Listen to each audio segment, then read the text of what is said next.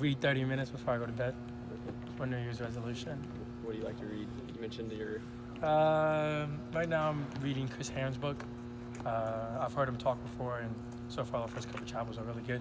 Coach Mike let me lend it, so that's what I'm currently reading. And after that, I got to read The Alchemist.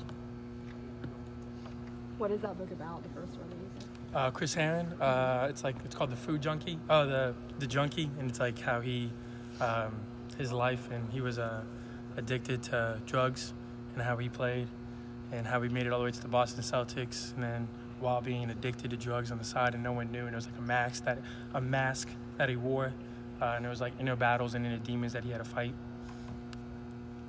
So that one's about an athlete, but then you mentioned you said The Alchemist after that, so you just kind of read all kinds. That's a really good book, by the way. You just read all kinds of stuff, I guess. Yeah, no doubt. I could take one or two things from every book, so I got to do that. And then Steven has mentioned a book that I might have to dabble in. Interesting. So on the basketball court, do you have any New Year's resolution? Win as many games as possible. We're about to enter Big 12 play, and it's probably the most competitive league in the country from top to bottom. Every game's determined by 2 possessions, so just trying to win as many ball games as possible is my New Year's resolution on the basketball court. What's it like for you as one of the only guys on this team who actually has a lot of experience playing against Big 12 teams? Our non-conference was really tough, like top 10 in the country, but that doesn't really compare to the Big 12, because Big 12 is it's a different animal. But I guess it just gives me an experience to talk to the guys and tell them that every single night there's going to be a pro on the court, to bring your A game and to be dialed in and be focused. What do you remember about going into your first Big 12 game as a freshman? Ooh, we played West Virginia, I think.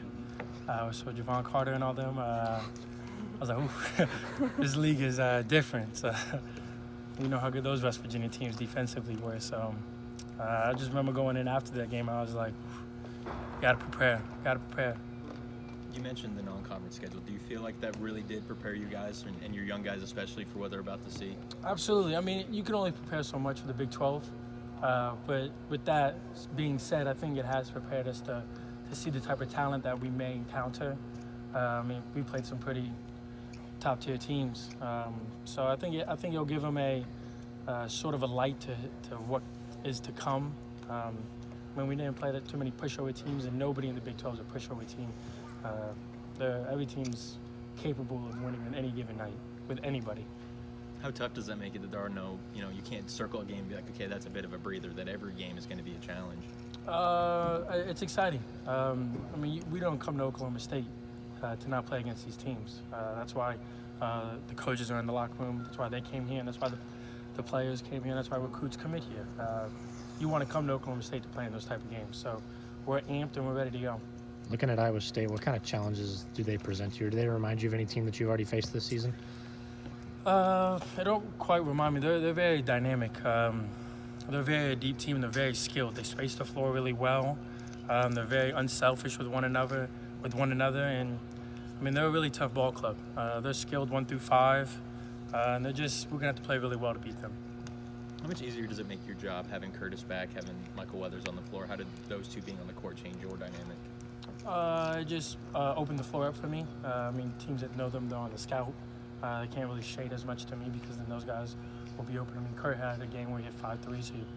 He's just as of a threat when I'm on there and when he's on there. So it's kind of like pick your poison. What is the energy level like among these new players, the freshmen and the guys who are going into their first Big 12 game? They're ready. They're hungry. I know they picked us 10th going into this, so they're well aware of that, and they're ready to prove people wrong. Is that something you guys are still holding on to a bit, keeping that just in the back of your mind, that you guys were picked to finish 10th in this league? I don't know if it's in the back of our mind, but it is something that it is said. We're not really worried about it.